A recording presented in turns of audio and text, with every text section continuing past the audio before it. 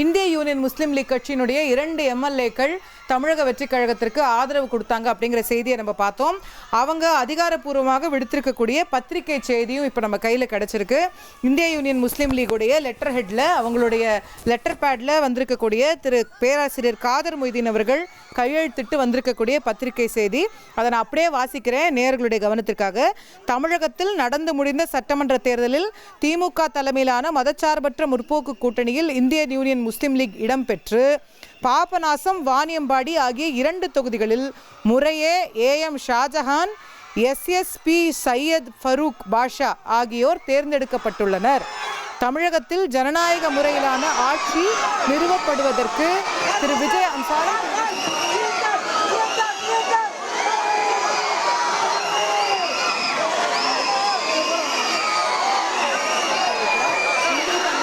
அலுவலகத்திலிருந்து வெளியே வரக்கூடிய திரு விஜய் அவர்கள் அடுத்து மார்க்சிஸ்ட் கம்யூனிஸ்ட் கட்சி அலுவலகத்திற்கு போக இருக்கிறார் அப்படின்னு நம்ம புரிந்து கொள்கிறோம்.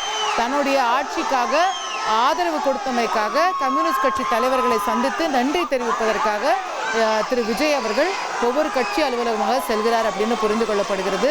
இந்திய கம்யூனிஸ்ட் கட்சியை முடிச்சுட்டு அடுத்ததாக திரு விஜய் மார்க்சிஸ்ட் கம்யூனிஸ்ட் கட்சி ஆஃபீஸ்க்கு போகிறாரு. அதுக்கப்புறம் விடுதலை சிறுத்தைகள் ஆஃபீஸ்க்கும் போகிறாரா அப்படிங்கிறது தெரியல. ஒருவேளை அப்படியும் திட்டமிடப்பட்டிருக்கிறதுக்கான வாய்ப்புகள் இருக்குது. முஸ்லீம் லீகோடைய அலுவலகத்துக்கும் போவாரா அப்படிங்கிறது தெரியல. அது எல்லாமே நம்ம அடுத்தடுத்த கட்டங்களில் பொறுத்து பார்க்க வேண்டியதாக இருக்கிறது. நான் முஸ்லீம் லீக் கட்சியிலிருந்து வந்திருக்கக்கூடிய பத்திரிகை செய்தியை நான் படிச்சுட்டு இருந்தேன். அதை நான் தொடர்ந்து படிக்கிறேன் நேயர்களுடைய கவனத்துக்காக. இந்திய யூனியன் முஸ்லீம் லீக் கட்சி விஜய் அவர்களுக்கு ஆதரவு கொடுத்திருக்கிறது. அவங்க செய்தி குறிப்பில் சொல்லக்கூடியது, தமிழகத்தில் ஜனநாயக முறையிலான ஆட்சி நிறுவப்படுவதற்கு திமுக தலைவர் மு.க. ஸ்டாலின் அவர்கள் மேதகு தமிழக ஆளுநர் அவர்களுக்கு விடுத்துள்ள வேண்டுகோளை இந்திய யூனியன் முஸ்லீம் லீக் முழு மனதோடு வரவேற்கிறது. மீண்டும் படிக்கிறேன்.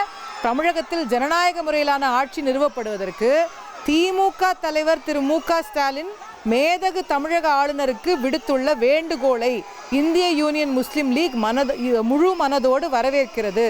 சட்டமன்றத்தில் இந்திய யூனியன் முஸ்லீம் லீகினுடைய 2 உறுப்பினர்களும் மேதகு ஆளுநர் மேற்கொள்ளக்கூடிய அரசு அமைப்புக்கான அனைத்து செயல்பாடுகளுக்கும் துணை நிற்பர் என்பதையும் தெரிவித்துக் கொள்கிறோம்.